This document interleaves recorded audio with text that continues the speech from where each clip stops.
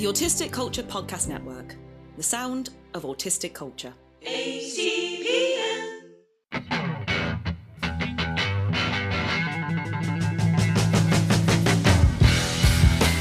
Hello and welcome back to the Neurodivergent experience. I'm Jordan James and I'm joined by the King of the North and our resident Reddit Stories narrator, Simon Scott. Hey, Hi, Jordan. Scotty. Hello. Each week we explore some of Reddit's most interesting stories about and by neurodivergent people. Then we unpack them through our own neurodivergent lens. Put your teeth in. I will eventually, yeah. So before we get started, I wanted to say that I am officially a week into being a vegetarian after seeing the Mo Gilligan documentary about I can't unsee that bloody chickens having their throats cut. Sorry, everybody. I'm trying to make everyone else vegetarian now. I'm not really. So yeah, I have gone into tofu. I didn't go into it. I'm not swimming. I've gotten into tofu, and it's really easy at the moment because Sylvia is away, and she's gone to Poland with Simon, my son, and I'm left with me and my baby girl, Sophie James, and she's vegan, and her boyfriend Chris is vegan. Sorry, fiance. Fiance. Only get 3 years of fiance, remember, and then it runs out. Yeah, it runs warranty out. runs out. Yeah, yeah. It's a sell-by date of 3 years. Everybody listening, that's how it is. It's We don't make the rules. It just is. Yeah. Well, I mean, I do. It's called Jordan's rules. Okay. It's just, everyone has to abide by them in my own brain.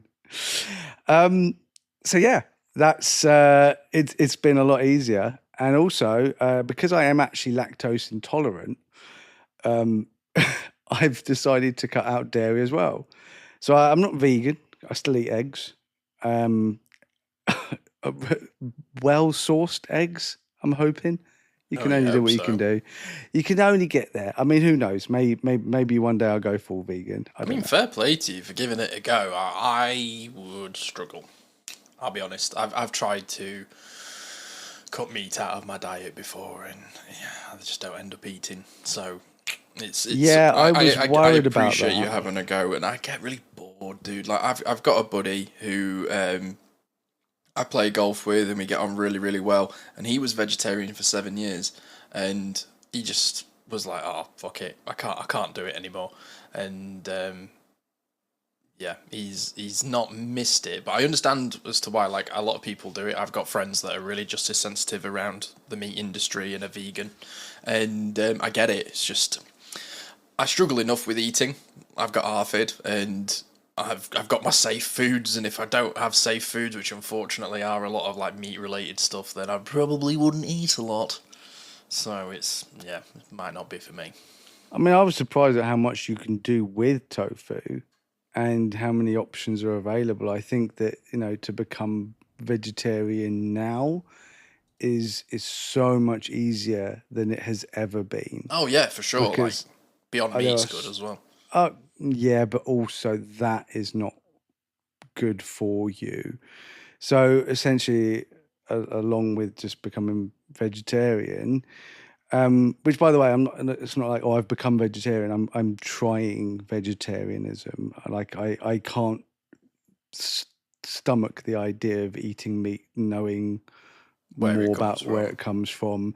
And it's not essentially like, I didn't know that it comes from dead animals and that maybe they weren't treated the best. It's the nefariousness and the secrecy of the meat industry within that documentary and other documentaries I watched. That's why I stopped eating fish, was because of the mafia style. Oh yeah, it's all messed up, isn't it? Meat industry, yeah, where literally people are like afraid for their lives because they speak out against this industry. Because let's be honest, it's all about money, it's all about power. But that's not what I'm not preaching. I'm just saying that's the sort of justice sensitivity shit that's going on in my head. It's not that, oh, I don't want to eat a dead animal. It's, oh, I don't want to eat a dead animal that has been mass produced in a way that it's suffered its entire very short life. Yeah, no, I get that. That's what really freaks me out. So it's more of the fact that it's like a big fuck you to the industry and the mega rich people, because you know me, I freaking hate rich people, because they are the people that are ruining this planet. Yeah. We can talk about, oh, let's recycle, or let's do this thing, or let's buy this hybrid, or that, or don't travel because of blah, blah, blah. But we are a drop in the ocean compared to what rich people cause. It's crazy. But anyway, that was a fun start. I think we should do some Reddit stories. Yeah, Are you ready to Reddit stories? Spill the tea? I'm ready to spill the tea. Yeah, you've got me thinking about the pesky billionaires now. Right. Oh, dude, that's depressing enough as it is. It is when a consortium's just bought 40% of Liverpool and the main funder is Jeff Bezos. That sort of poo-pooed my afternoon like the last week, I must say. Yeah. Leave my precious things alone, you pesky billionaires. Anyway, shall we get on with some tea? I've put the kettle on. Let's see what we've got on Reddit this week. So, we get so many messages about this thread. I had somebody on Spotify reach out to us the other day and said that this is their family special interest, reading through this thread. It's the Am I the Arsehole thread. And here we go. First story. This one. Ugh! Prepare yourself. It's a bit of a gut-wrencher. Mm-hmm. Am I the arsehole for inviting my son's entire class except for one child because of his autism?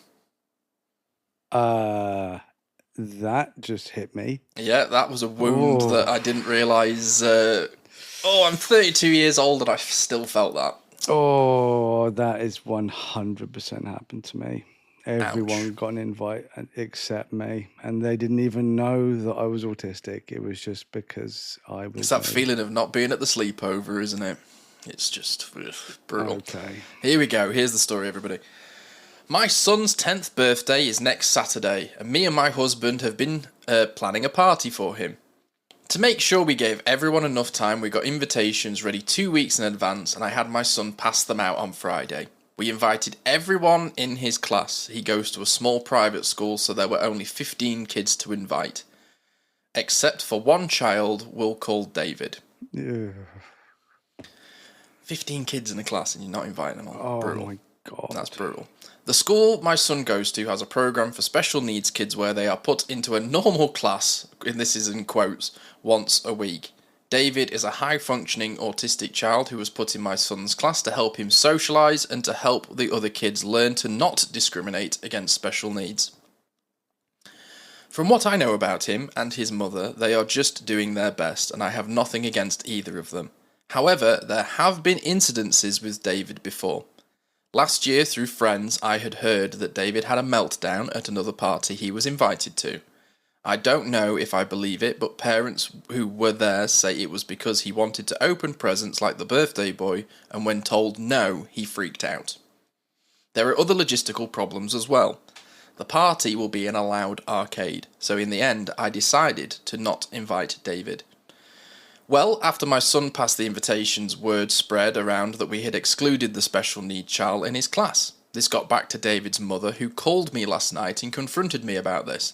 She told me that I am awful for excluding her son, and that I'm teaching my son to discriminate. When I brought up the logistics and the past incidents, she told me that I'm an arsehole for assuming what her son can and can't do before hanging up. I woke up this morning to a passive-aggressive post by her, and many other parents are siding with her. I just want my son to have a good party and didn't mean anything by this. Am I the arsehole? 100%. You're an asshole.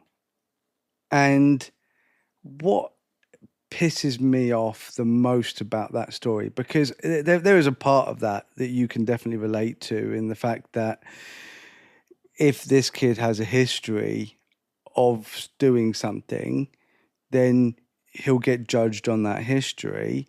But that doesn't mean you exclude him. That means that you call the mother, because obviously they all seem to know each other. It's a very, very small school. Very small school by the sounds of things. This is where reasonable accommodation comes in.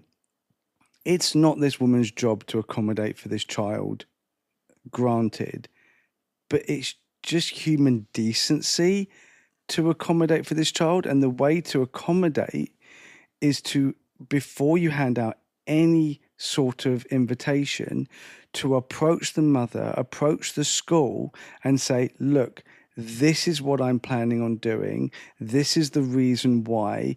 Could we have a conversation about how to go forward? Would David be interested in an arcade?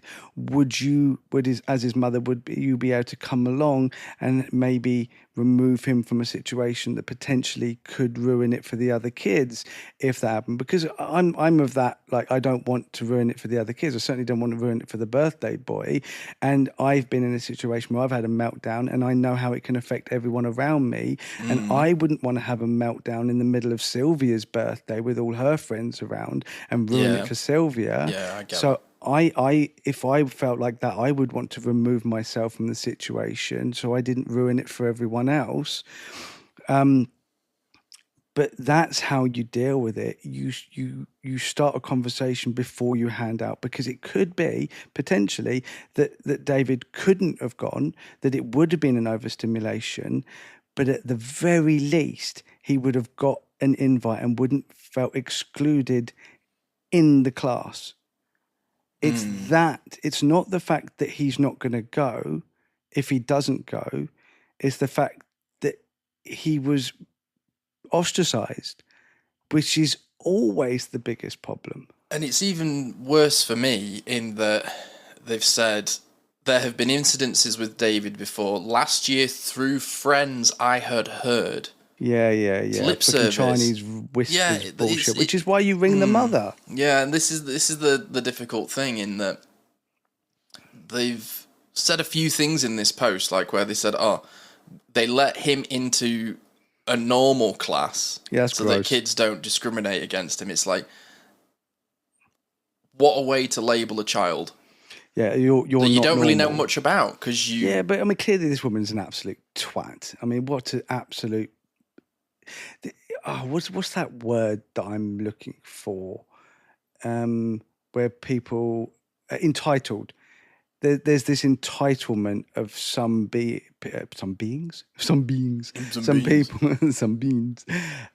people where they feel like they're just better than us not normals, as it were, because essentially that's what you're doing.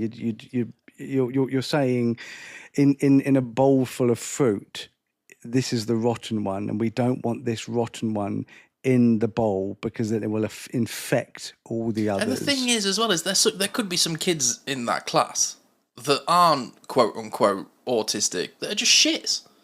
Like, I went to school with kids that are neurotypical, that were arseholes, and used to ruin things because they used to get a kick out of it. And I feel for the mum of this son, David, because they're just trying to raise a child, right? You're just trying to raise a kid, and I would be amazed that any 10-year-old wouldn't find a loud arcade overstimulating after a certain point, regardless of whether they're autistic or not. And what is that teaching not just her son, but the other kids in that class about, oh, look, everybody's here except David. Why is David not here? Because David is this, he's that, he's this. Kids are so impressionable, and they pick up on the actions and the environment that the parents create for them. And this broke my heart, this one, because I've been David. And same. There's been many times where, like, I was good at football, but yet teachers wouldn't let me play for the school team. I don't know why. And I always used to really feel that when people used to go on the bus and there'd be like 2 or 3 kids that would be left behind, and, you know, sleepovers and things like that, and not being invited anywhere. And this was before I even knew that I was autistic. I was othered and ostracized. I've had meltdowns at parties, and I've spoken to my mum about this as I've gotten older, and she's always said if she'd known that I was autistic, she would have dealt with it so much differently, and she has a lot of regret around it. But what you can't control is what other parents do. And I remember going around to a friend's house once that I played football with, and there was a kid on his street who was playing Pokemon. I was more interested in his Pokemon game than hanging out with the other kid, and the other kid's mum, who I was there to see, shouted at my mum in the street. I vividly remember that, of being like, why would you bring your son here if he's not and feeling that energy and feeling like I'd done something wrong. And I can only imagine how othered this kid must feel, in that he's in a class that he's allowed into with the normies once a week, says the post. And to see all of those people socialising, it's hard enough trying to build relationships with people, let alone other kids that you're separated from. And you feel like things are happening without you, and you know, almost like waving through a window. And then to add on top of that, it's just othering constantly, this like lack of socialization and stuff. Because the one thing that has healed me the most, dude, and I've spoken to you about this and so many other people, is community and feeling a part of something. And just, you know, not inviting a kid because you've heard their reputation is so much of what's wrong with fucking society, in that you're judged on something. Like, if people knew me 10 years ago, and, you know, like, I'm 32 years old now. You and I have spoken about this so many times, bro, where people judge us on what we were like 10 years ago.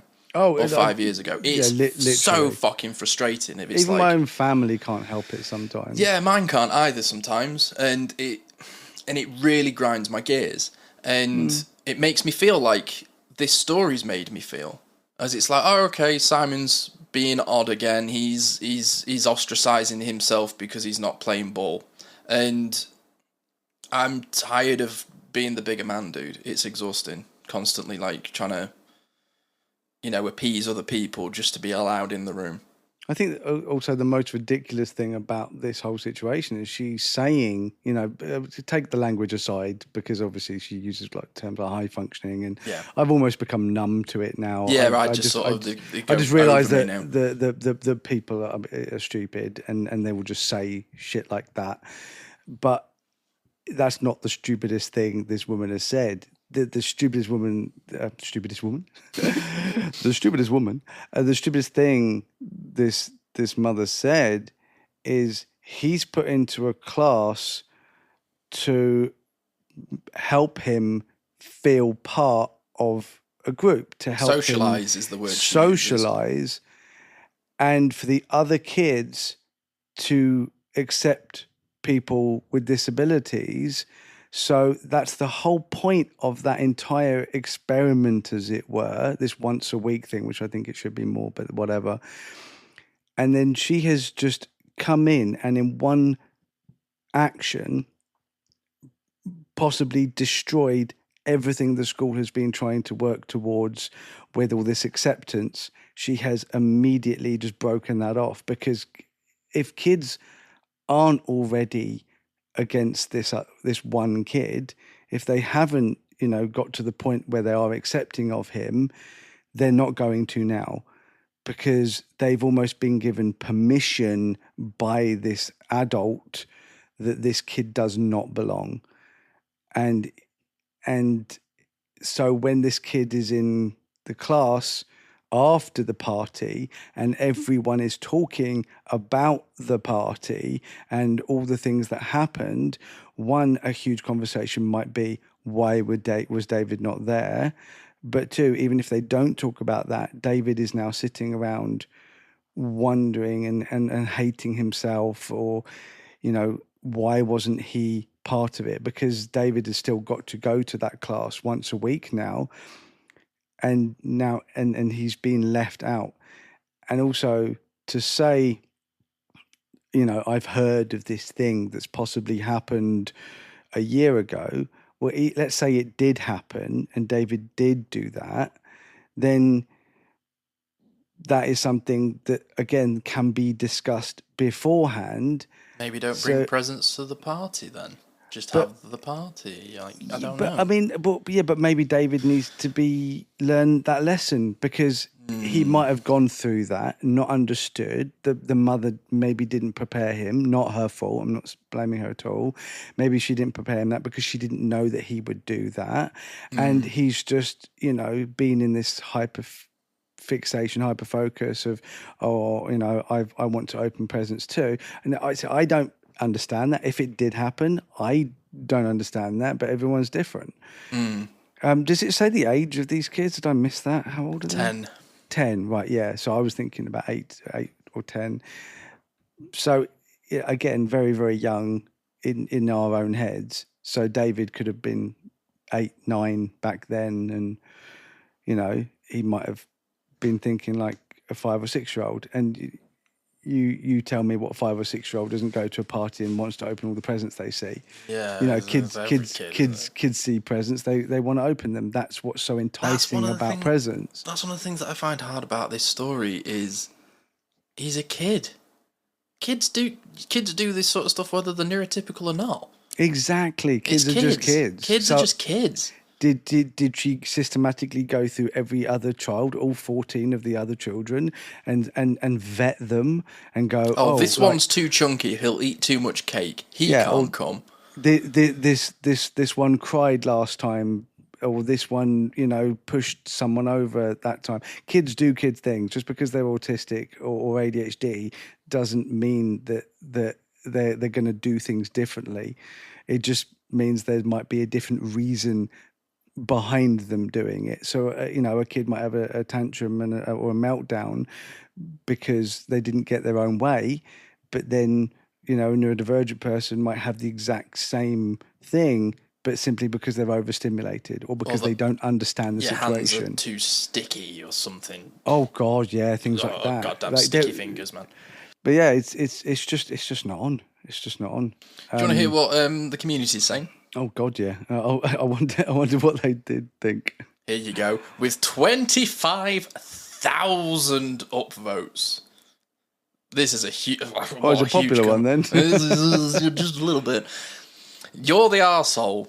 Look, I understand your concern about the meltdown, but you could have spoken to his parents beforehand about the environment and potential ways to mitigate that. You could have spoken to your son's teacher to see if they had advice for how David is in group situations. You don't even know how his behaviour may have improved over the past year, specifically because of being included socially. This would have been a good chance to teach your son to include people, and instead you taught him it's okay to exclude someone if their disability makes your fun time slightly more difficult. That's pretty much what we said then. Yes, thank you. Yes, just put it in a tweet for us. Somebody's put underneath. I'm not going to sit here pretending that I'm some sort of guru that knows everything about neurodivergence. I'm definitely not that. I'm literally. It's just the most sensible thing that anybody can do in that situation is just think about it, and obviously that's why that comment was so popular. Because it's so freaking obvious. Like it's crazy that she didn't do that. Yeah. I totally agree with what you were saying. It absolutely undermines everything that the school is trying to achieve in a instant. It's brutal how much it's just knocked the house of cards down. Another comment, 10,000 upvotes. It's a 10th birthday party at an arcade, OP. Don't you realise how many meltdowns will occur that day, even without David? Exactly. I mean, what are you going to do? Just like ban sugar from the party, ban fun?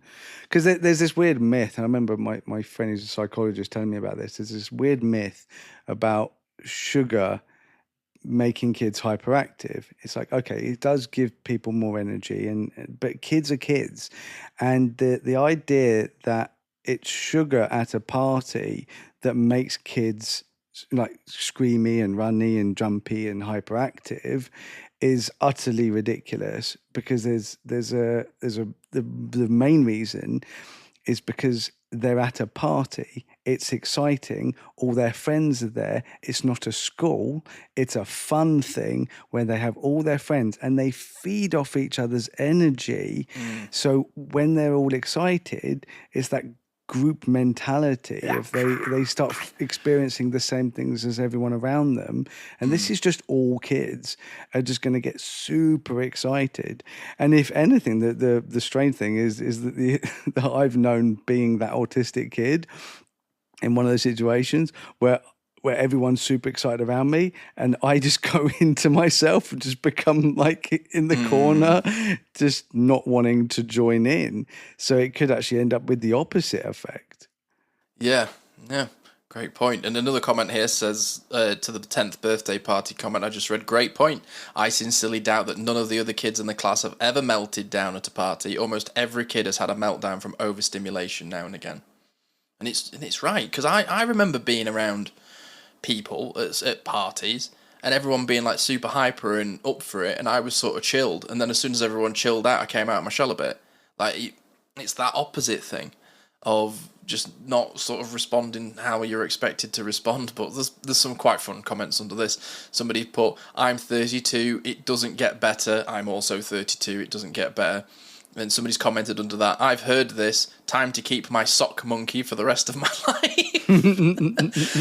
Somebody's put, there's no shame in being an adult with stuffed animals. My Vulpix is my buddy. And somebody's put, I still have my Barney in pyjamas from when I was one. I like that. This is what I like about Reddit, man, is it just really normalizes so much of what we're all experiencing here. There was one comment that I wanted to add here. Somebody's put, I'd like to throw in how OP thinks that this child is only in the class so that people learn to not discriminate. Lol. The child has high functioning autism. He actually functions like a normal child. My mum helped plenty of high functioning autistic children when she was an aide, and they were all extremely bright. They just need some extra help. OP's whole attitude towards autistic people seems pretty awful. Yeah, but that sentence sounded pretty awful as well. Yeah, it's the but it's once the sentiment. again, it's the this is high functioning and they act the same as the normals. Yeah, no, they absolutely fucking don't. There's another comment what the hell here. Nonsense is that? So it's from 7 years ago. So there has been a lot of progression since then. So David will be nearly 18. As someone on the higher end of the spectrum, people tend to either think I don't suffer from issues at all, or that I'm particularly dim, 5-year-old in a 23-year-old woman's body, versus like me just being an actual person with special needs that vary in certain areas. I feel so bad for this kid, especially because it reads like the invitations were passed out during class time, which, like, if everyone is watching, fucking hurts. I've been there. And yes, they're not going to stick a super low functioning autistic kid in a normal classroom to teach kids not to discriminate. That's not how that works. I don't know, 7 years ago, I think that's exactly what they might have done. It's like, I mean, at the end of the day, that's what she maybe was told, not necessarily what she thinks. So that's not necessarily her opinion. That's why he's in the class. That literally might have been what they were told is the reason he's coming into the class. But the fact that there has to be somebody telling them there is a reason a kid is in the class, there shouldn't have to be a reason. The kid should just be in the class and everyone can just fucking deal with it. Because he's a fucking human being, and you just got to you've got to adapt around the different types of children. I actually don't see it being any different from any other sort of discrimination of, I didn't invite this kid because of A, B, C, D. Autism is just one of many things that people could turn around and go, oh, I don't want this kid in at this party because of this thing. But also, there is that blame of autism. Like, autism is like the be all of end all of like all the problems. It's the problem. Like, there are a multitude of reasons any kid might have issues, and just because they're autistic, it doesn't mean that it's because they're autistic that they're having a problem. That is such a narrow-minded way of thinking. But yeah, I'm exhausted. Arsehole for sure. Boom, stamp. We'll make a sound effect. Right, we'll take a little bit of a break here, and when we come back, do you want to do another Am I the Arsehole thread? Yes. Let's do it. We'll put the kettle on, we'll warm up the tea, we'll be right back.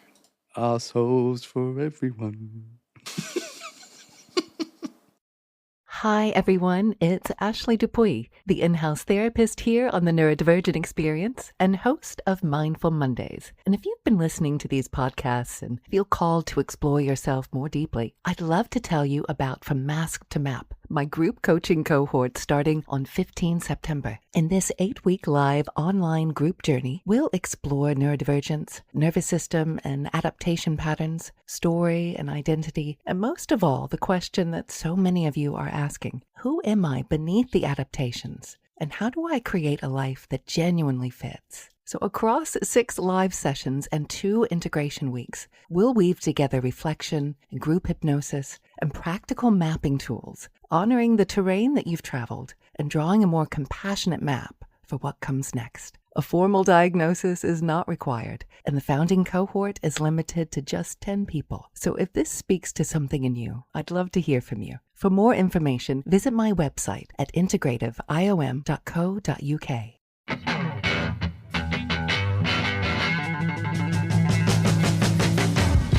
Welcome back to the Neurodivergent Experience. We've just found an arsehole in the last thread. Should we see if there's an arsehole in this one? Arseholes are where your bum is. That's facts. Literal. Love it. Okay. But we should call, are they the bum hole? We're making an English version out of it. Butthole. Are they the bottom poop chute? You'll not get invited to parties if you keep doing this shit. I don't want to go to fucking party. I want to play video games and be left alone. Yeah, fair enough. Well, here we go. Here's another one for you. Oof. Sorry. Am I the arsehole for disagreeing with my daughter's ADHD diagnosis? Do you want to even hear the post? Or? I'm like, how old is the daughter? And if she's a kid, why did you take her for the diagnosis? And if she's an adult, then that's a completely, that's something that I would understand.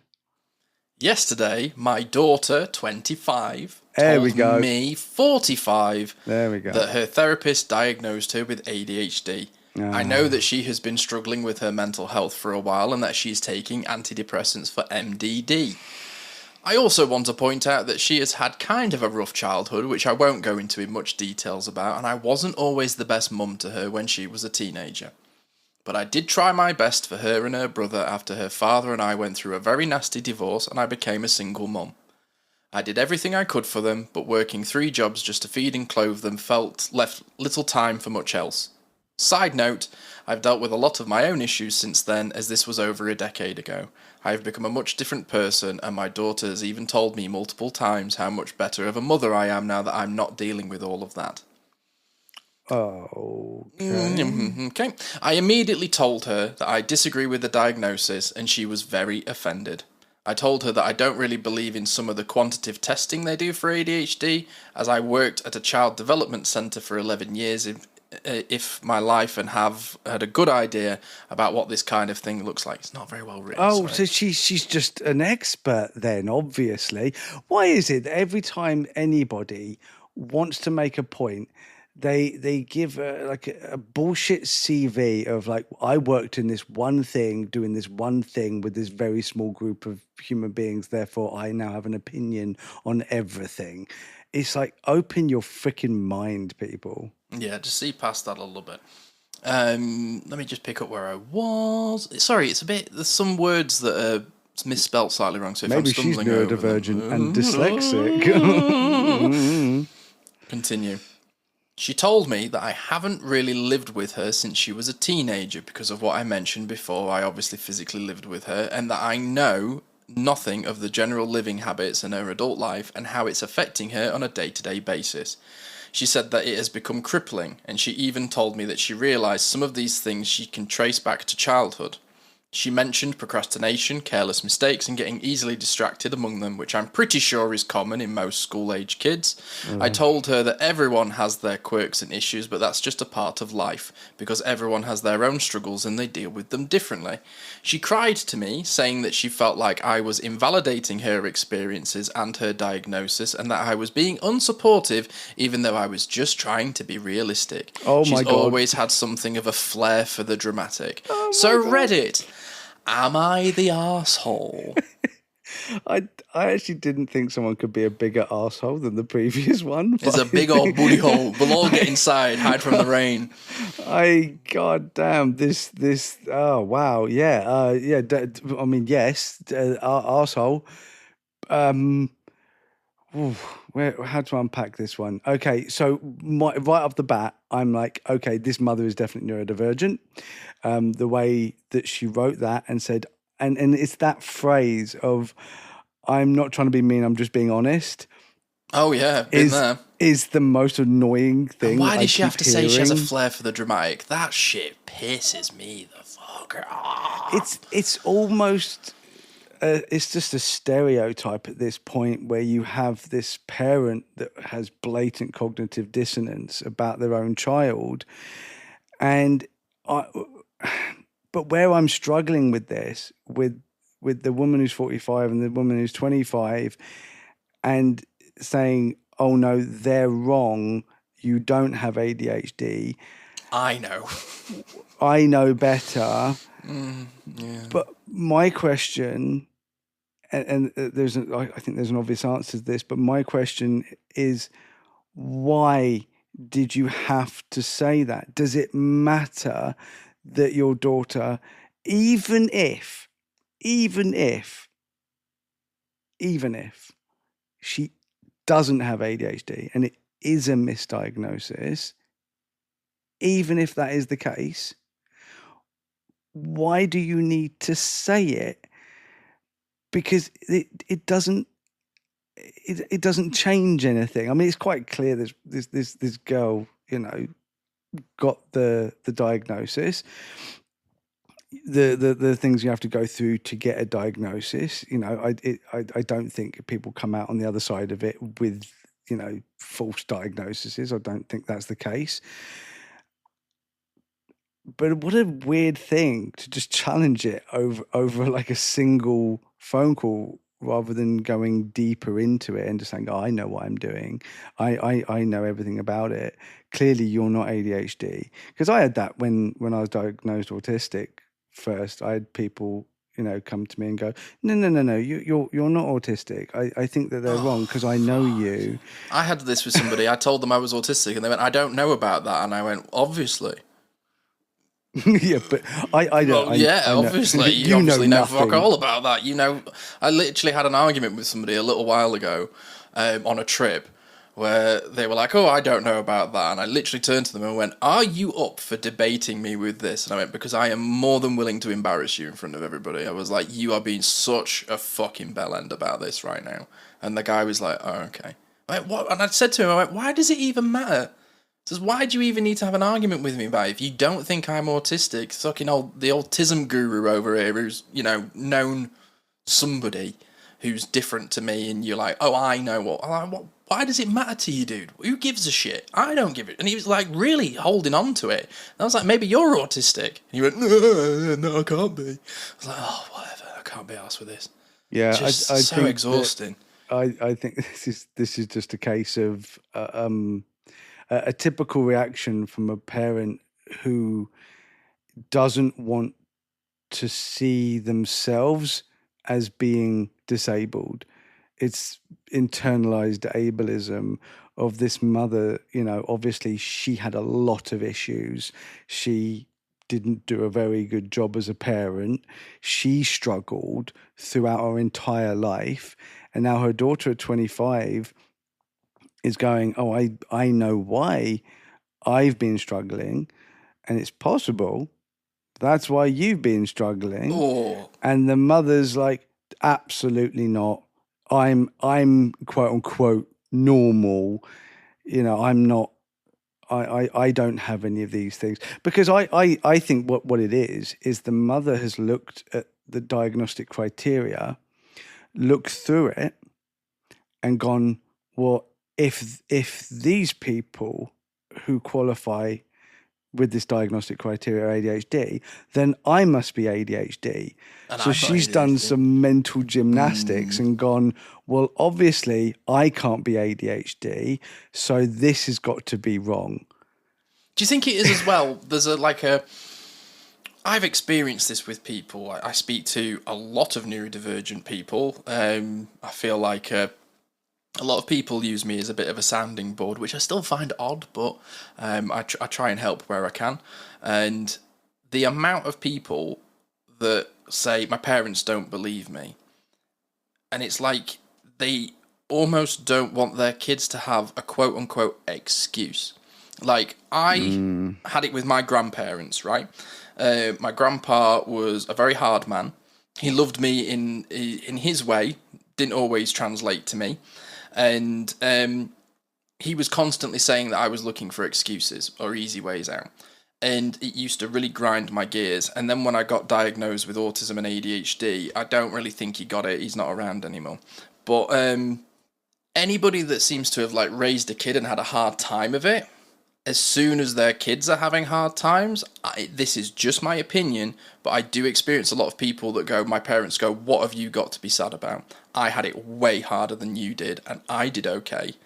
And it's like they really put down people's struggles. Like they go, well, I had a tough time. I had to raise you without your dad. I had to have 3 jobs. What the fuck have you got to complain about? Stop making excuses. Stop looking for the easy way out. Just try harder, get a grip, show some true grit. I see this conversation happen a lot, and it really upsets me, dude.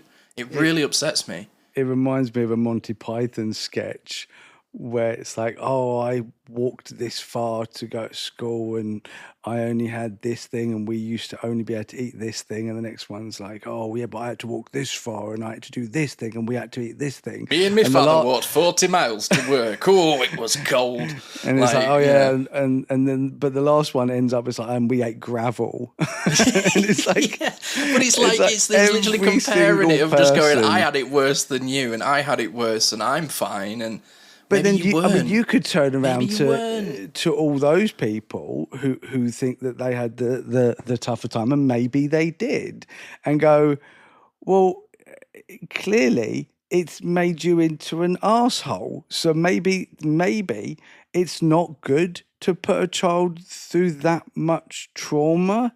I don't know. Maybe. I mean, do these people want us to go back to war times with rationing and it's just there's just little things in this dude that have triggered me a little bit, like the flair for the dramatic phrase instantly makes me want to scrap. Yeah, like that is really annoying. Like it must be so difficult. The daughter of this woman, where she's going, oh, I had it really hard and I had my own issues that I was dealing with and I was trying to get through it. Okay, you've given the explanation for your behaviour. Your daughter is now giving her explanation for her behaviour and you're going, no.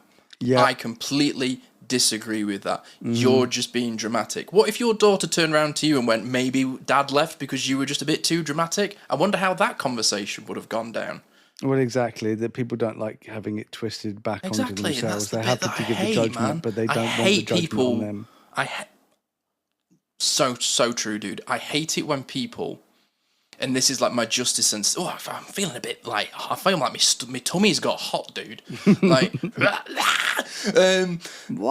I hate when people pick out behaviours that they dislike in themselves, in other people. And it boils my piss, dude. I've experienced it with family, with friends, with people I've worked with, where people have called me like lazy or disinterested or having a lack of focus. And then I see them do it and they go, oh, I'm busy, or oh, I've got too much on, or oh, I'm stressed. And then when I say those things, they go, well, maybe have you just thought suffering a bit more? Have you just thought about trying a bit harder? And it's like, where's the fucking hall pass? Everybody else has got a hall pass. Why am I the one that's got to be the bigger man? Why am I the one that's got to try harder? Why am I the one that's got to do this? And then I get a diagnosis, which is an explanation for why I am the way I am. Not an excuse, it's an explanation. And then people go, I don't know about that. No, you fucking don't. Well, flip the desk. It drives me mad, this dude. This is the bit of my own experience that's coming through. I hate this. I think the irony is that this mother is turning around and saying, I'm a better mother now, and then behaving as if, no, you are not making a better excuses mother. for their own behaviour is what they're doing. I can definitely see this being one of those situations where this daughter has tried and tried and tried and tried, because I did that with my own birth mother. I tried and tried and tried and tried to forgive all the things that she did to me, all the terrible things that she did to me and my sisters. And I just got to this point where I was like, I need to stop trying to make excuses for her and just realize that she is just a terrible person, and I need to have her out of no contact. Yeah. And I feel like that's probably what would have happened, or eventually will end up happening with this woman, is because it's so ridiculous that she's just pushing them away. So like I said, even if for some bizarre reason this girl wasn't ADHD and it wasn't misdiagnosis, you're still pushing your child away because they are so happy that they now have an answer to their question. 100%, let me make it clear, I think this girl is obviously ADHD, and I think the mother is obviously neurodivergent and not being able to deal with it herself. Yeah. And what are the comments? But like, dude, just before I go in, how hard is it for a 25-year-old woman to get a diagnosis? I mean, like, good for her. I mean, good for her. Like that, congratulations, welcome to the that community. That probably took her 8 years, though. It probably, yeah. And by the sounds of things, she had no help from her mum. Like, oh God, no. She's had to do it solo, and we know how highly masking people are. I bet this girl was so highly masking in growing up under this mother in that environment, and I've seen it as well. And you're not the only person I know that's gone no contact with parents over not understanding neurodivergence. But anyway, less of our comments. Shall we see what's piping hot in the thread, my friend? Top comment with 8.3 thousand upvotes. You're the arsehole. She got a diagnosis from a professional. Women are not usually diagnosed with ADHD until later in life, if at all, as a lot of the symptoms can be masked at an early age or dismissed as other things. You are wrong. Yeah, you're wrong. Absolutely. I'd like someone to be calling her out on her own. Should we see? Issues. Second comment. We'll get through a few of them. Okay. You're the arsehole. After not being part of your daughter's life for so many years, you don't get to deny her diagnosis. She needs it in order to function, and it helps her. She knows herself and is aware of her struggles and difficulties throughout the years. She knows if she has a certain condition. You are merely hurting her and making it more difficult for her to overcome her obstacles. Acknowledging your condition is the key to success. She acknowledges it and is willing to take care of it. Why do you demotivate and discourage her? I think her therapist might be more knowledgeable on the matter. Even though you worked at a child developmental centre, you're still not equipped to rescind diagnosis. And after the back of this comment, the OP has actually put edits, saying, I do not have any kind of degree in psychology, but I do hold a sociology degree, just a fact to know. I have 2 degrees. Doesn't mean that I'm right. Edit number 2, the only reason that I mentioned my degree was because someone asked what my education was in the comments, not because I'm trying to suggest that I'm a professional. Oh, really? Yeah, well then don't mention it. Why are you answering comments if you don't care? Yeah, exactly. Another comment here. Jesus, imagine having the audacity to disagree with your adult daughter's diagnosis after admitting how badly you'd dropped the ball during her adolescence. Did this woman even notice that her daughter was struggling? It doesn't sound like it. She's dropped the ball again, and her daughter might be a lot slower to forgive this time if OP decides to die on this hill. Yeah, exactly that. This is could have been the straw that broke the camel's back. And I've seen this, dude. I've experienced it with friends. You've shared your story of it as well. Here's a comment, and I sometimes use this analogy, so I'm glad that I've seen it written down. Imagine the daughter says to OP, hey mum, the doctor said I have cancer. The mum says, I disagree. It's fucking aggravating that so many people think they can just not take things like mental illness or neurodivergence seriously because they don't want to. Yeah, like I said before, I think it's the cognitive dissonance, and she sees it in herself. She's seen the diagnostic criteria. She's obviously looked at it and thought, yeah, I'm probably ADHD if this is the case. And then she said, well, then the criteria must be wrong. So I don't think it's rocket science of why she's acting like this. But yeah, at the end of the day, the question is, are you an arsehole? And the answer is absolutely you are. Yeah, and I won't go into them, but there are lots of comments from other neurodivergent women in here between their 20s and 30s and 40s that are all discussing the life-changing impact that having a diagnosis has had on them, whether it's medication or just understanding their why. And to turn to your daughter and say, I disagree with that, kind of in a very clear fashion shows me the relationship that you've developed with your child, which is one of control and cognitive dissonance. And I would say that I have empathy for you, but autistic people don't have it, do they? Mic drop. Dear me, dear me. Well, shall we have another break, dude? And when we come back, we'll do some quick fire Reddit stories. Kettle on. Hi, I'm Sophie James, a neurodivergent mentor with 4 years of experience supporting neurodivergent individuals. As an autistic and ADHD woman myself, I know firsthand what it's like growing up in a neurotypical world and trying to navigate spaces that weren't built with our brains in mind. Whether you're neurodivergent yourself or supporting a neurodivergent child or teen, I offer experience-led peer mentoring grounded in understanding, connection, and neuroaffirming support.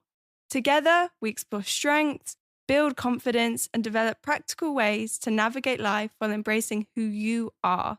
If you'd like to learn more about my mentoring work, visit sophiejamesndmentoring.com.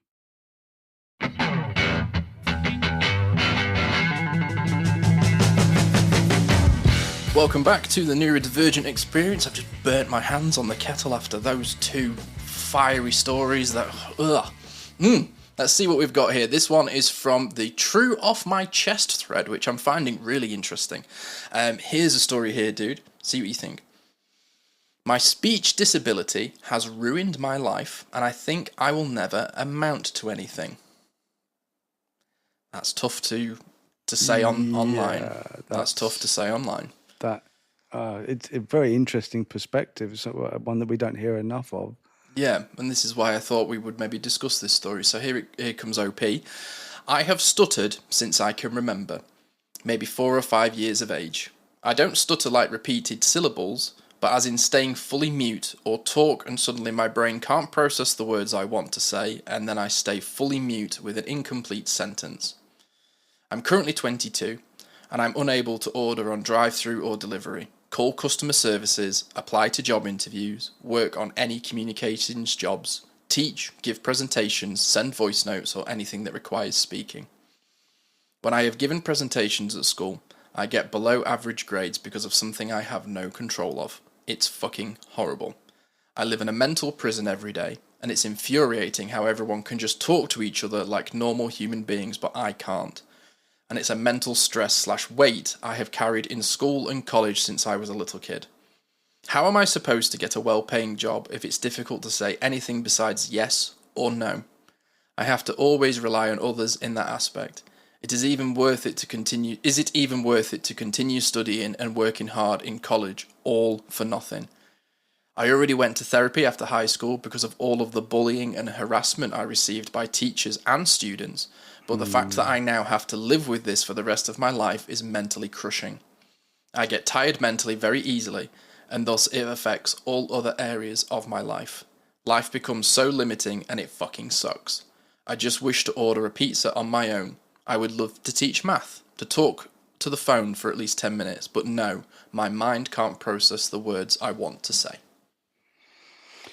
Man, that is heartbreaking. But also, I will never understand the mentality of any human that will see someone struggling in such a way and decide, I know what I'm going to do. I'm going to make them feel terrible about themselves. I'm going to make a joke to make myself seem more cool and popular so other people will like me. So when I shit on this person, why in Thor's name is someone being bullied? For any reason, but particularly something they have zero control over. what is this with the world in general? It's this person's different to me. This person doesn't act like me. This person doesn't act like I would expect somebody to act. Therefore, my immediate reaction is to attack them. Mm-hmm. This is why I realize that I am so different from so many people. And I think everyone listening is probably the same as us in the fact that we would see someone struggling like that, and the only thing we would be doing is wanting to help them. Yeah. It's crazy that anybody would think anything else, but it does seem like the majority of people, I hope it's not the majority, I hope it's the minority, don't destroy someone's life simply because of something they have no control of.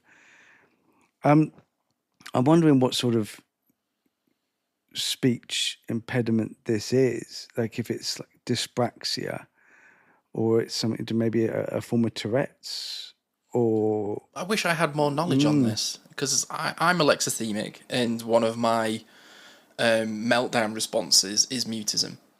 I'll go really quiet and really inside myself, and I'm trying to stop the meltdown coming out, so I almost go in, which I kind of relate to, but I've always had an ability of public speaking, so I can't relate. If anything, I had too many words, not the inability to bring them out.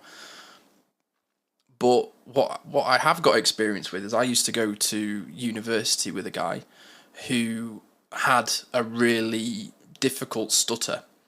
And as he got older, he did a lot of therapy, and I can't remember the name, but there was quite a famous program or school in the early 2000s, and he was one of the people that went through that, and he had a fantastic vocabulary, and he was so incredibly intelligent, and he was so funny. Like, his comedic timing was incredible as a performer, but he did have to really pace himself with his words, and he couldn't always be really snappy in conversation, but he was such a great guy, and and you could see that he'd really fought through it.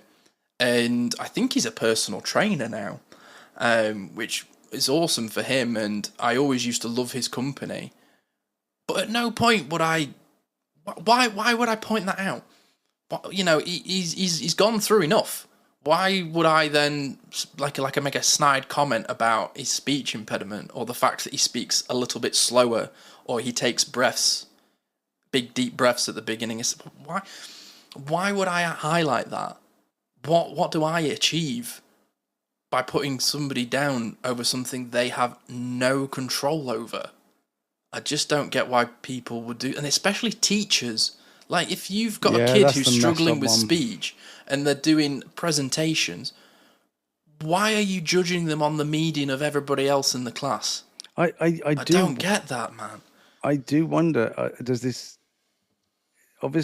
person have disability rights, or are they undiagnosed, and this is just the biggest disability they have, but no one's actually clocked how to help this person?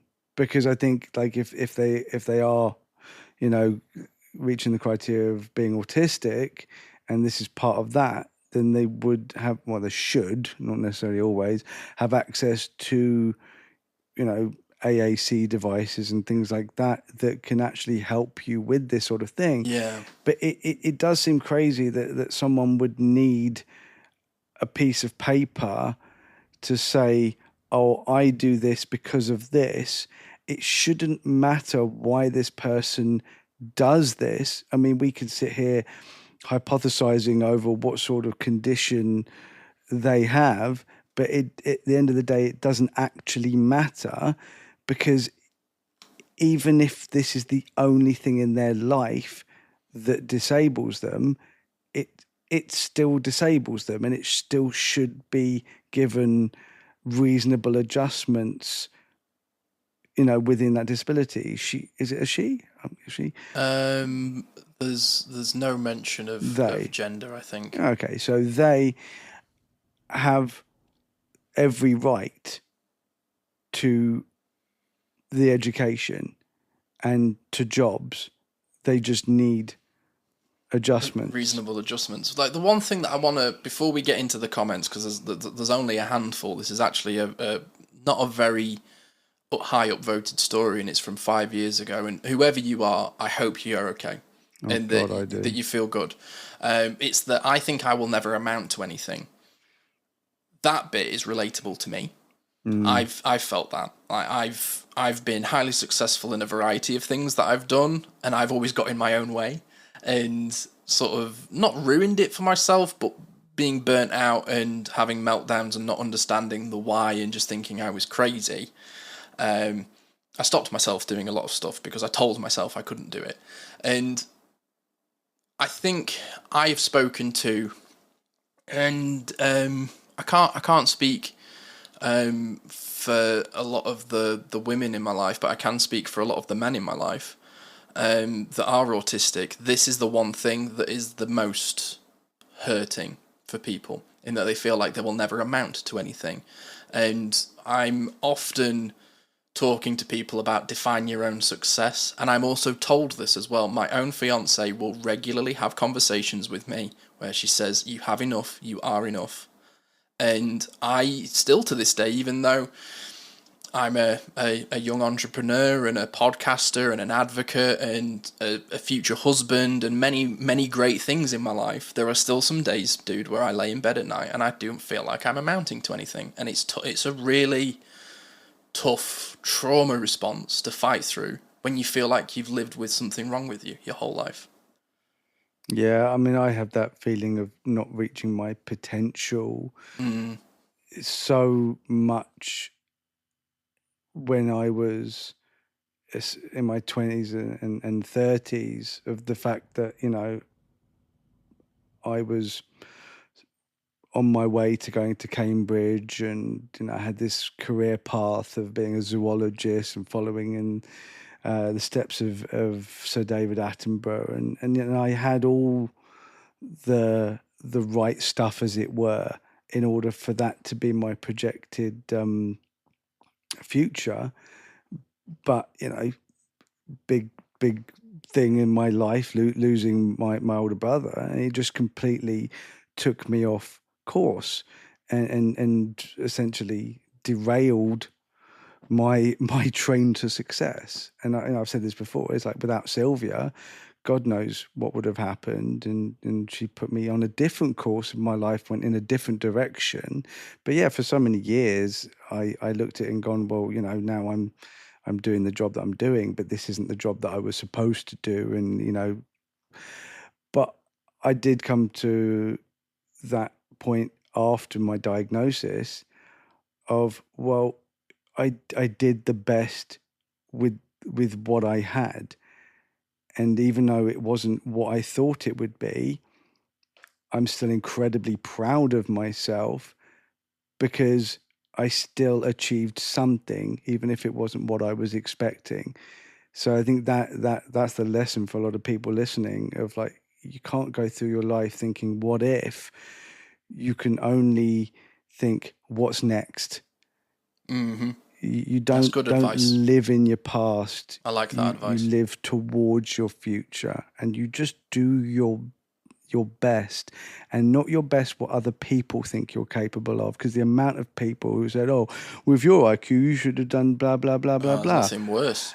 And I'm like, well, what's my IQ got to do with me as a person, and what I want to do, or what I think I'm capable of? It's not for other people to judge what you should and shouldn't have achieved. It is for you just to be happy knowing that you've done your best. Yeah, I think that's great advice. And it's funny because sometimes I feel like I really underwhelmed on my potential with a lot of things, and then there are people that I've crossed paths with who, in a selfish way, I look at them and I go, that should have been me. And it is hard when you struggle with rumination and RSD and many other things.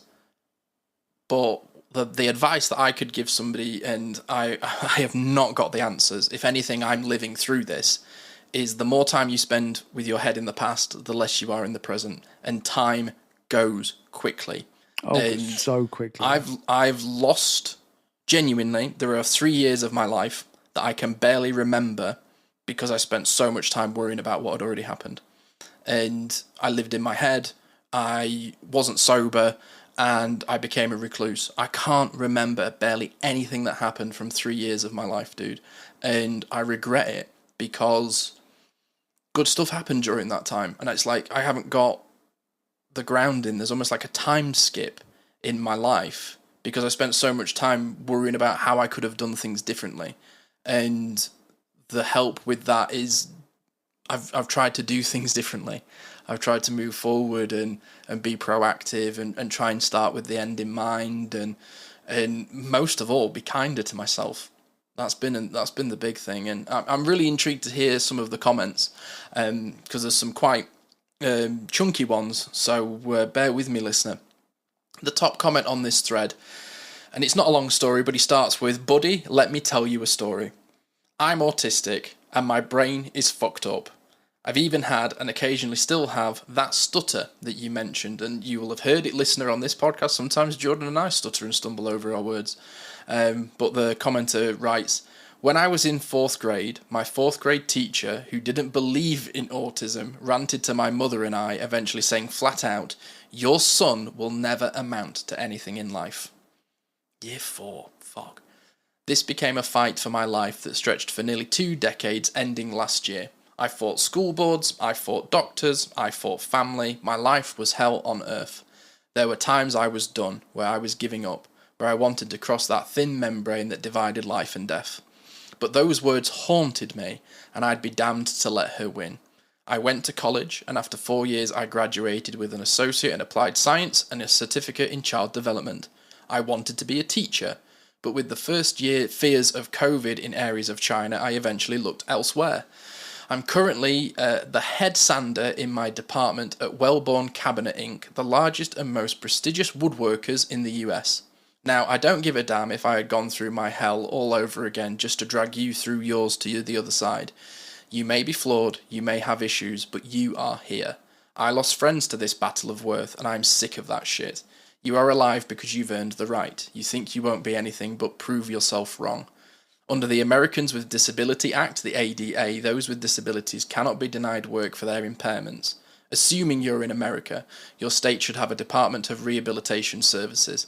This stutter, if severe enough, counts as a disability, helping you get a job and get tools to bypass that stutter. Even if not, then they can point you to those that can help work on it. And by all means, I encourage you to personal message me if you need help with these other things." Yeah. Wow, that's today's legend. Yeah, legend Wow. status, man. Thank you for that message. We need more people like you out there. Yeah. So here's another message here. "I don't have a stutter myself, but I have many friends who do. I've been in a long-term relationship with a person who stutters. I know so many great people who have a stutter. There is a great organisation for people who stutter called Friends. It was originally started to give support to children who stutter, but as many of the original members have aged, they have also become welcoming to adults, especially young adults. Please consider contacting these great people," and they've put a link. Said if you're in the US, you may also have a local chapter of the National Stuttering Association. This is brilliant that they're offering resources. Good luck to him. Yeah. Yeah, I think that is like what I do love about Reddit is the fact that, you know, it might not have been a popular post, it might not have been a lot of comments, but those 2 comments was 1,000 comments worth, because that could have actually really helped change this person's life, and I really, really hope it did.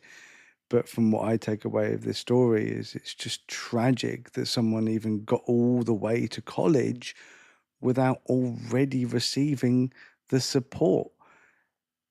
I mean, that's incredible that they got to college Yeah. without receiving support. So I look at it and go, well, if you can do this on your own, think what you could achieve when hopefully you get support. I would have said, this person could be anything right now if they've got the support they need. That's one of the things I'm really, really glad you've said that, dude, because that is one of the breakthroughs that I had in therapy. I have a master's degree with a high distinction. I got 80% overall on a master's degree, which is incredible. Nuts. Yeah. And the dissertation that I wrote got me jobs. And like, I did that on my own.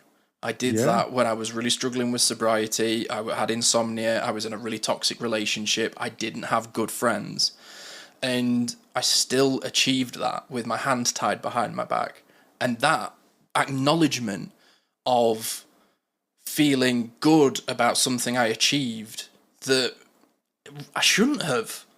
Realistically, I shouldn't have done that with everything that I had going on and the path that I was on and the friends that I was keeping and the support network that I had. My parents were miles away and they were so unaware of what I was up to and who I was hanging out with. And I've definitely fed them a lot of bullshit about, what I was doing at the time. And I still can't believe I achieved that. And it has been the catapult and the catalyst for basically everything I've done since. And now I've got the support. Now I've got the medication. Now I've got the words and the terminology and the understanding and the explanation to give me breathing room in my head. And I still have days where I struggle, but it's never been as bad as it was when I had no support. I was with the wrong people. I was doing the wrong things. And if I can do that, then what could I do with accommodation and reasonable adjustments? And that's what's really helped sort of motivate me and push me forward. And so thank you for mentioning that, because I've experienced it with so many neurodivergent people that have achieved amazing things before diagnosis, and yet they don't celebrate them and they don't acknowledge how hard it was and what they've achieved without support. And it's like, look what you could do with reasonable adjustments or accommodations for yourself. Look what you could do if you believed in yourself. Like, that's been the big thing for me, is self-belief and believing I'm worth it and that I deserve success and good things. Hearing how these young people keep being treated, and it's this thing that I think I got most burned out with as being an advocate, is just hearing just how badly we as a community are treated. It doesn't shock me whatsoever when I see some of the worst people on earth that exist. So mostly billionaires, people with like all that power, Stop all buying that my money. football club. When I see these awful, awful people, it doesn't surprise me whatsoever that they're neurodivergent, because I would have imagined that being neurodivergent when they're young, they would have got absolutely traumatized, bullied, treated like shit, and they had to fight for everything that they got, which is why they end up being psychotic almost in their lack of empathy, and bitter and twisted and hateful. I've had my moments, dude. I've had my moments. They literally are in a position where they could help so many people with the amount of wealth they have. And they looked at it and go, well, no one treated me right, so why the fuck should I care about anyone else? And it literally makes me feel like there is that Magneto version of being a mutant, and there is the Professor X way of being a mutant. And if, as us mutated beings being neurodivergent, a different mutation, as it were, evolution-wise, it's quite easy to see how people end up so resentful and hateful of the world. And then you just times that by 1 billion, because that's how much money they have. Why would that make them a good person just because they have lots of money? So what do they say? The Joker didn't create himself. He was created by society. And in a weird way, the most fucked up way, the Joker was created by Batman. And that's how I think that we've got to this point, that if we don't care about these people, and some of them are exceptional, gifted, I don't like that term very much because sometimes I don't feel like it's a gift being intellectual, but No, like gifted people. Yeah, sometimes I feel cursed. Yeah, ignorance is bliss sometimes, dude. Oh, I wish I God, just didn't. yeah. Like when we watched that Mo Gilligan documentary, I was like, oh, God, I wish I wish couldn't I see hadn't that. I watched wish that, yeah. I want to know. I want to be informed. But I don't want to know because I want to be like, I just want to be chicken blissfully. wings. It's that whole thing of like 1984 with the proles. It's just be blissfully unaware of everything that's going on and just go to the pub and throw some darts and everything will be just hunky dory. It's like, yeah, okay, I guess. Be nice to neurodivergent people. You never know when they're going to own the world. Scary. Yeah, it's fucking scary. It's Oh, really should we have scary. one more story? Yeah, we'll do one little one here. You sent this one to me the other day, and I've not read the full story, but the comment kind of made me chuckle. So this is also from the True Off My Chest. It's only from about 9 months ago. And the title is, "My husband is so dumb, and I think I need to leave him because of it." Do you remember sending this one through? I do. I literally just read that, and I was like, I don't. The thing is, I'll go look through and only see the titles of some of these because I don't want to know what's in them, and I send them to you so you can like go into them. But I did wonder how this would be related to neurodivergence, but I just thought, is this, because when I search for these things, I put in keywords. And when I was searching for this one, I'd put in the keyword of dyslexia. Oh, really? So I put in dyslexia, looking for a dyslexia story, and it came up with this. So the word dyslexia, I know, is somewhere in the body of that post or somewhere within the comments or something. Someone mentions dyslexia within this post. So I was thinking, I've written in dyslexia, it's come up with my husband is so dumb, and I'm wondering, is it because he's dyslexic? But I genuinely have no idea. But that's how it's related to neurodivergence, in the way that it literally popped up when I searched for dyslexia. Right, well, I'll be honest, I've not read this one, so we'll see, because I just loved the title and I thought we've had some heavy ones, we'll finish with a chuckle out of all of the ones I've got in front of me. Is it a chuckle? I hope so. I bloody hope so. Sorry, listeners, if it isn't a chuckle, I was trying to alleviate the mood. All right, here we go.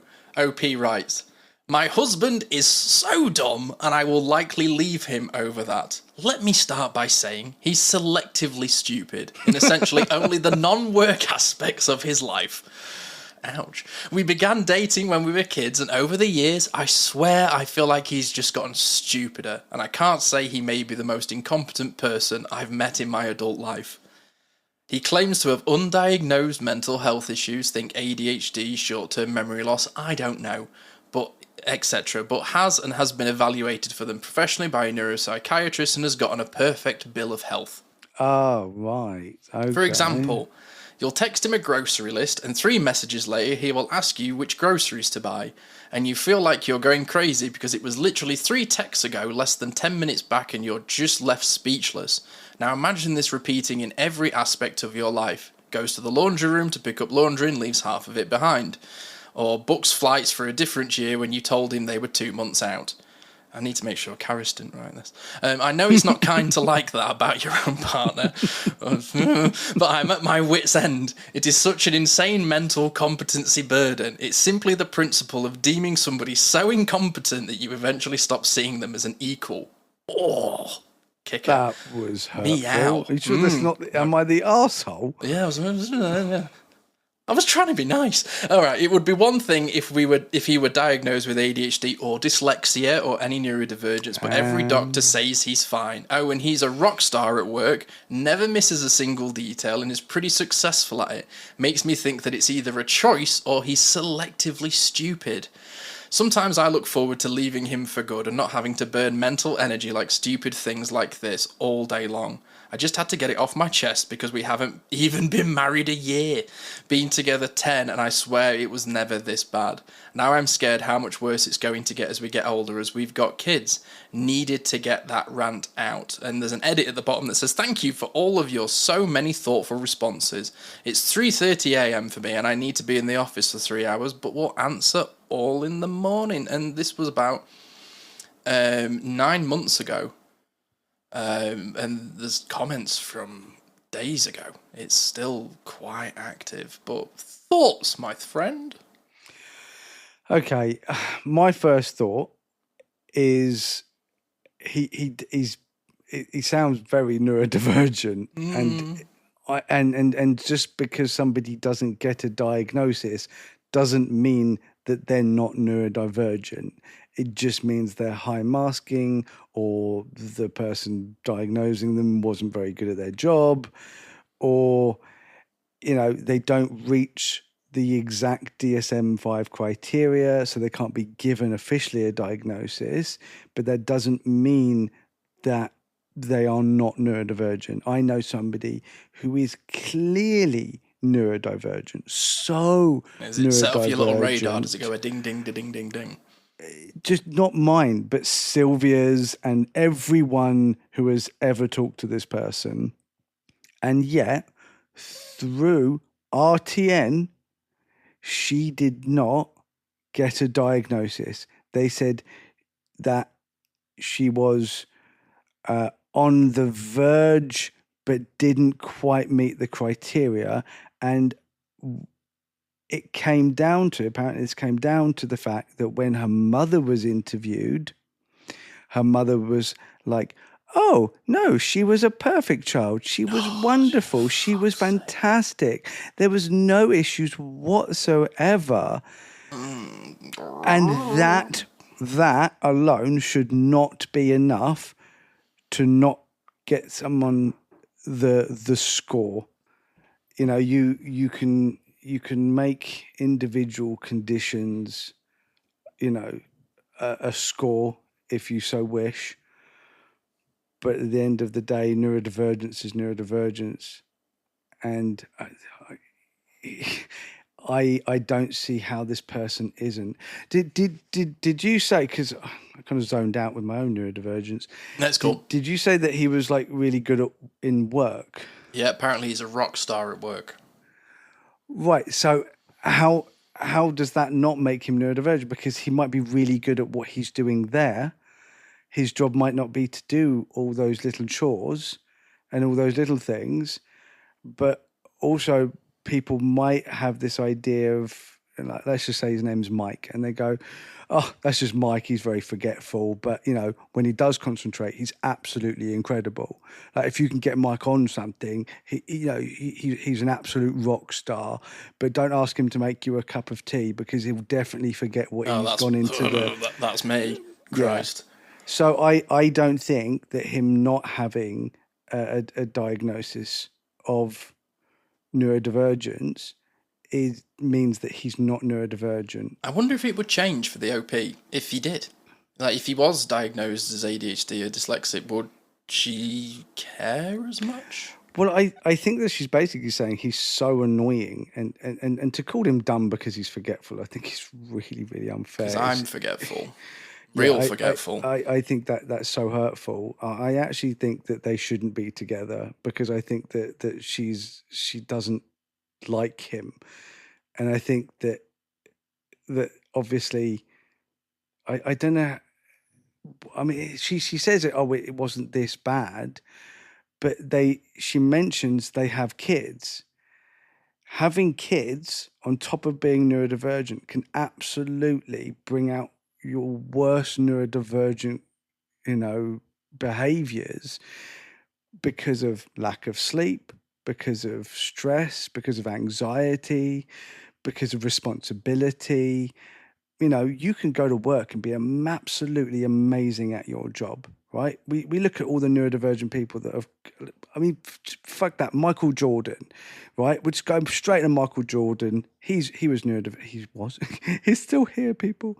He's neurodivergent, and he became the greatest basketball player ever lived. Shut up, LeBron's not as good. Tiger Woods, Tom Brady. We could just talk about it for hours. There's And loads. exactly the people that are terrible in their home life, but are absolute rock stars I mean, in Christ, their job. Tiger Woods' personal life has been a shit show. But Yeah. God, can the guy hit a ball? Just Like, absolute rock star, that using her phrase. So I would imagine that a lot of people are going to be trying to shit on him because they're going to be like, oh, well, he sounds like a typical man. I'll be honest, it's a little bit blah, like, blah, blah, blah, I think blah. Karis would describe this comment section, my fiance, as like a girl's bathroom in a nightclub and a gay best friend's going, and that's who you're crying over. Like showing the picture of the boyfriend and being like, and that, honey, just leave him. Like, that's kind of how I'm reading it. But there are a lot of comments saying, I'm so glad it's not just me. I'm ready to divorce my husband for the exact same thing. Somebody's put, I have 2 questions. Is he rich? What if he was overall dumb and incompetent? Would you love him? Which kind of makes me go a bit like, ooh. Somebody's put, your husband isn't dumb, he's lazy and he doesn't respect you. Ouch. Somebody's put here, and this is a phrase I've heard a lot, and I've seen it, but then I've also experienced it, what you were saying, and I've spent time with couples and, you interact with people, and there are sometimes I see people that are in relationships and I go, do you guys even like each other? Because all you do is just shit on each other. And it's the one-upmanship within some relationships, the point scoring. I've said this so many times.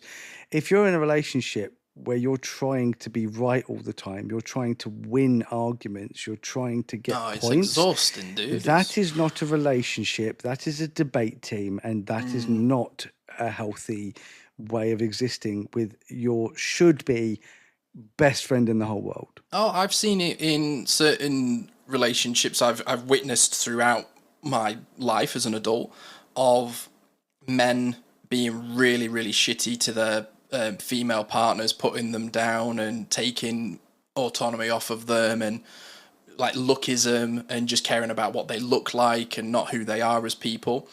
I've seen women in straight relationships put men down and told them stupid, or he's so fucking, like, I'm like, what can he do right? Why are you with him? And then in same-sex relationships, I've experienced it as well, like this one-upmanship.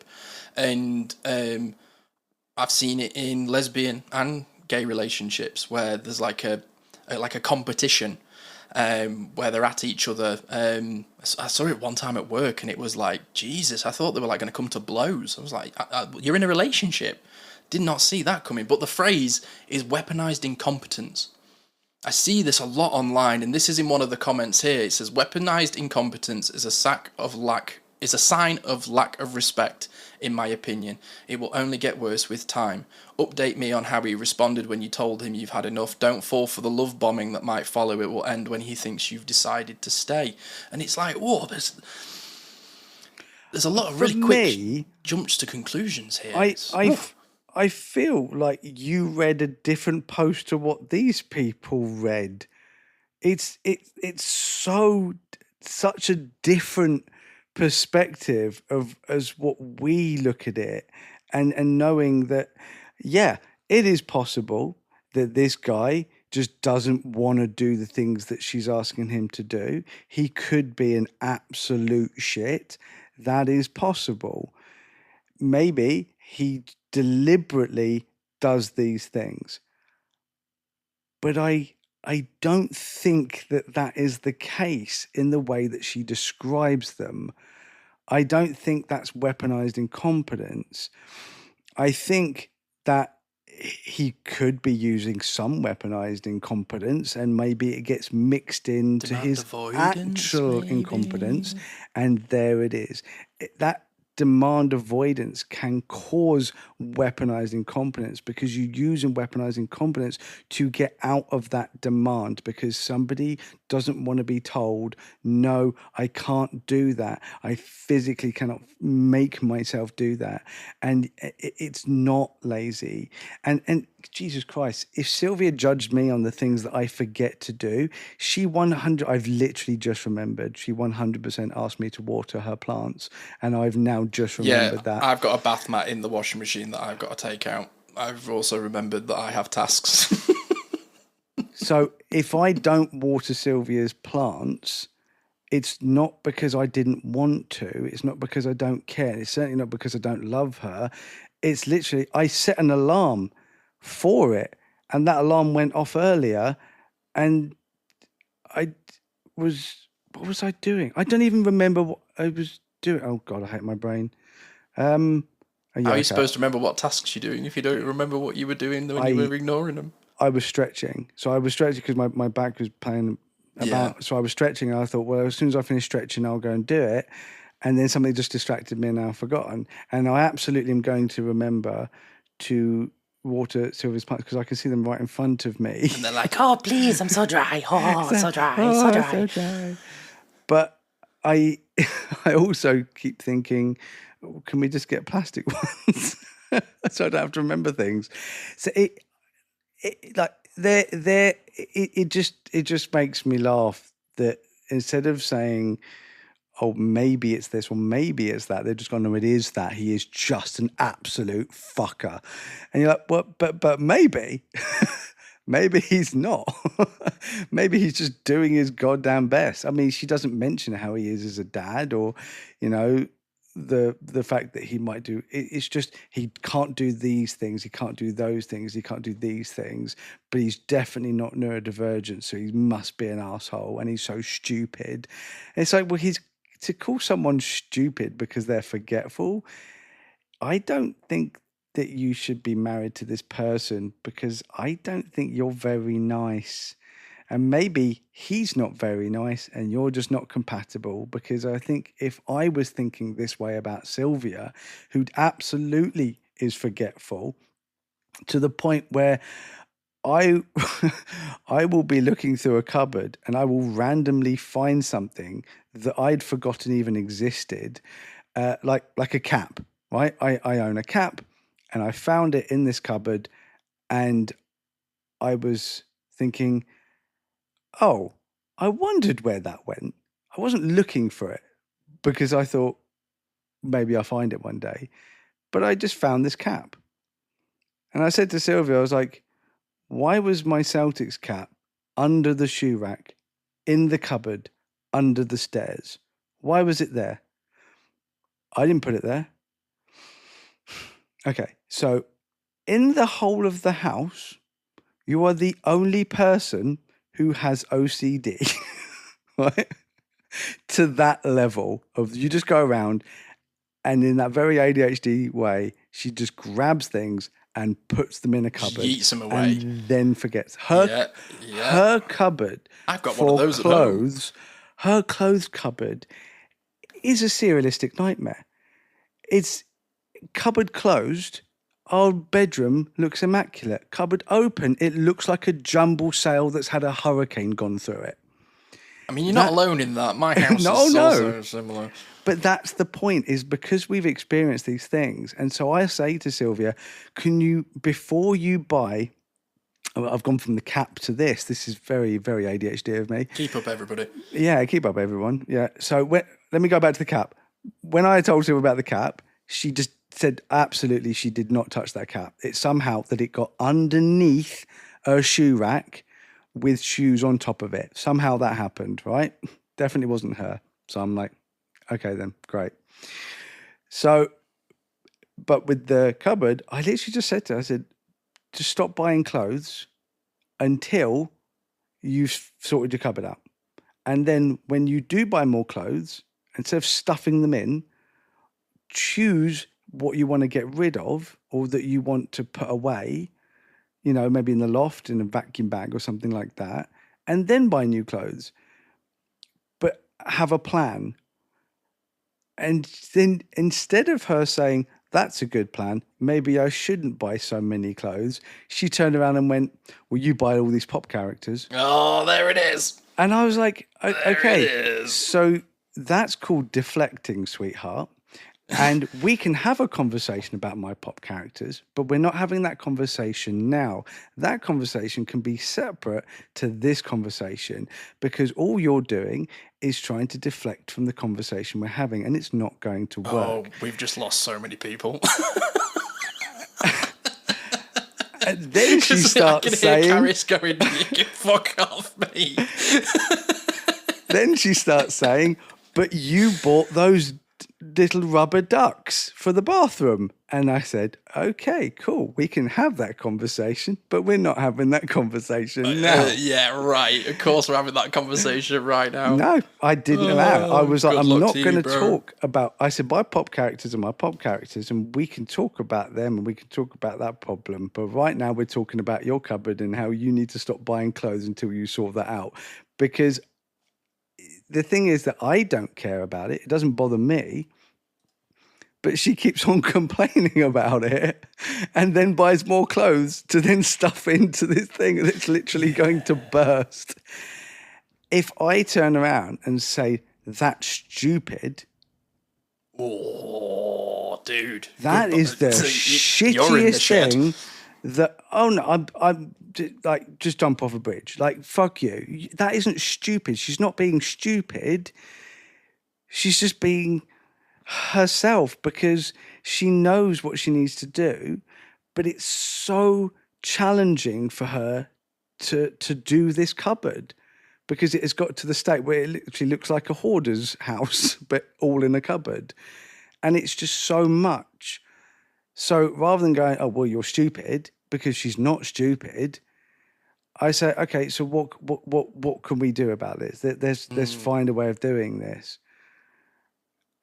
And I think this woman is just turning around saying, oh, he's stupid. Well, if that was a man writing that about his wife, Oh, gosh. that wouldn't get a kind response. Well, I want to, we link all of the stories that we discussed below. You are, as a listener, are welcome to look at it yourself. But this is the comment that stood out to me. It really bums me out seeing people talk about their spouse like this on Reddit. If I found my wife posting an essay about how dumb I was, it would be heartbreaking and I'd never get over it. I hope you all figure this out. Like, dude, if I read this from my fiance on a Reddit forum, I don't think I'd ever recover from the RSD. Like, I just... Dude, No, I don't. I just for don't me, think that'd I be would, relationship bro. over. I would find that, like, what a breach of trust. Like, I remember many, many years ago, in the infancy of our relationship, Caris and I had a conversation in bed one night about something that I'd struggled with, and then I heard the conversation repeated by somebody else. And that was really triggering for me, and I talked to Caris about it, and it's never happened again. And I just can't imagine... Like, I feel really lucky. I've been in previous relationships before where it has been a tennis match of, well, you've done this and you've done this and I've done that, but that doesn't matter because you've done this. And it's such an anxiety-riddled existence. You're constantly second-guessing what you should and shouldn't do.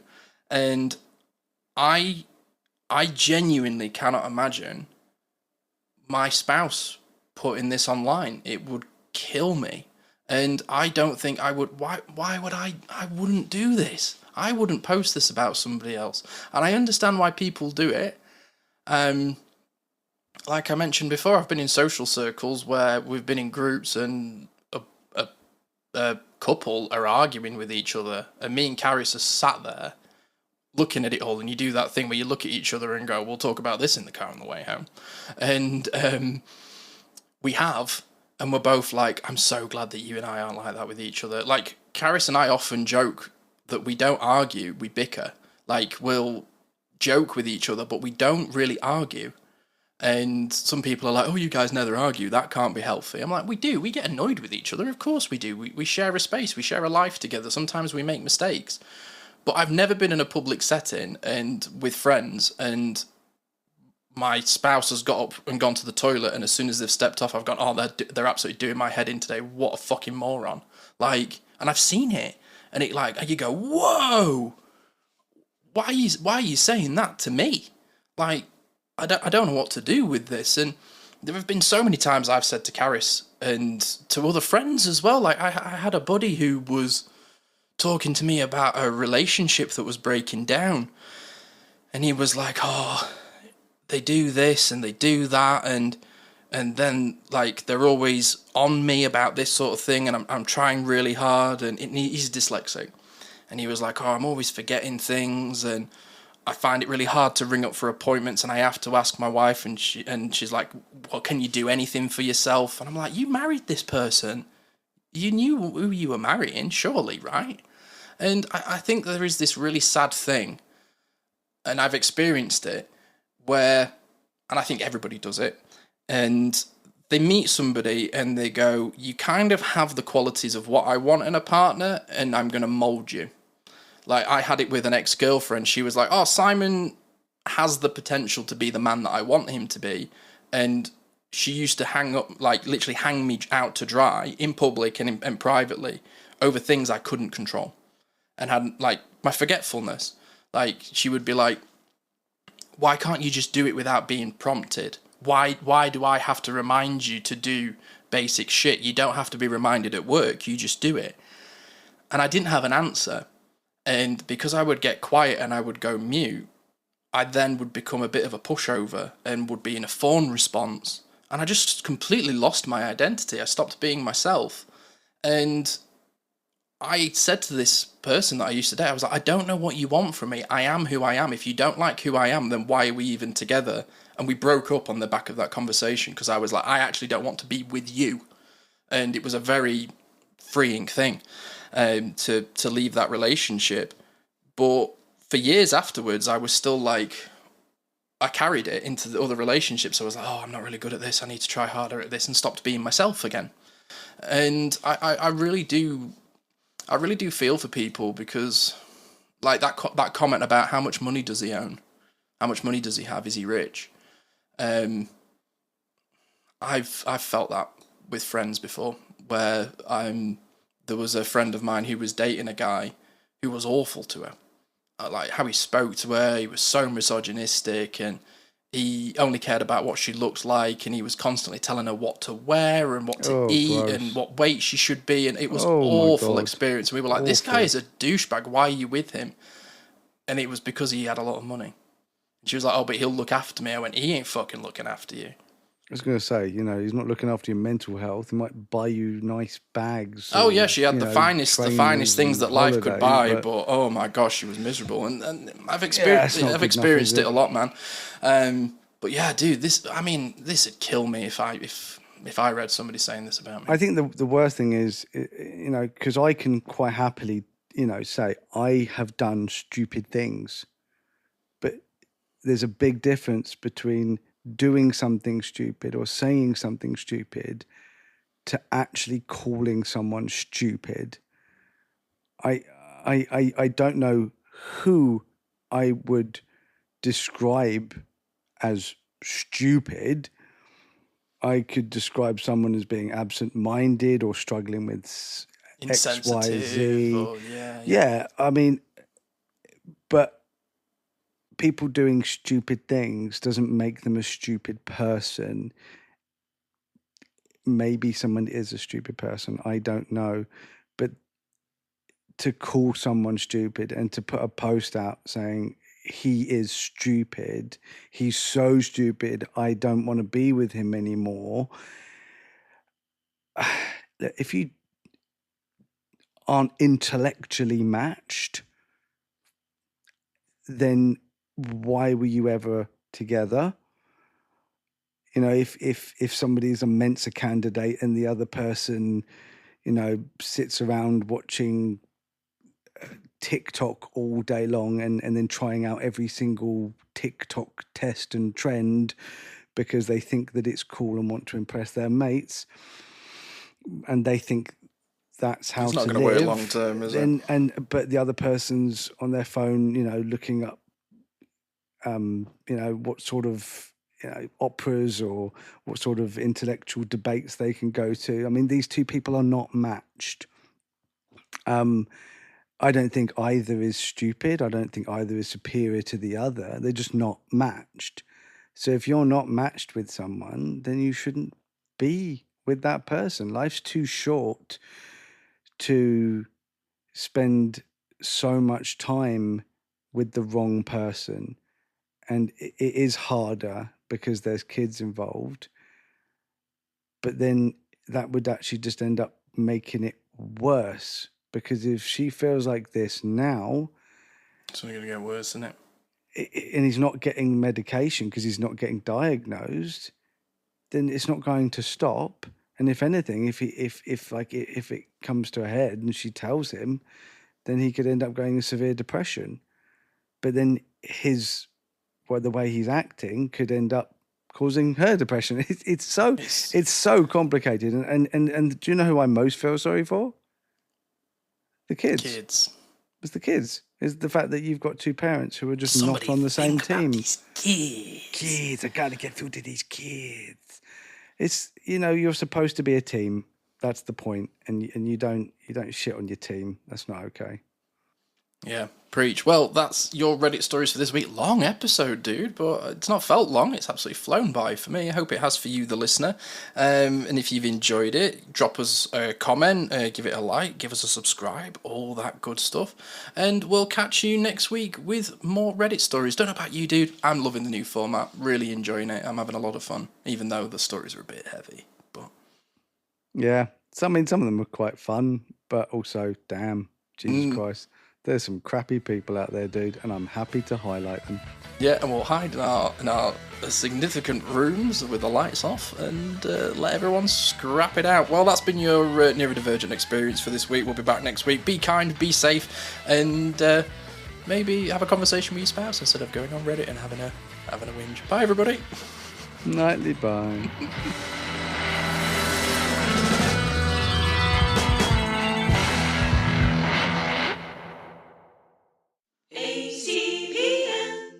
Thanks for listening. Support autistic-led media through Autistic Culture Plus and enjoy bonus content, early episodes, and ad-free listening. Visit autisticculture.supercast.com to learn more.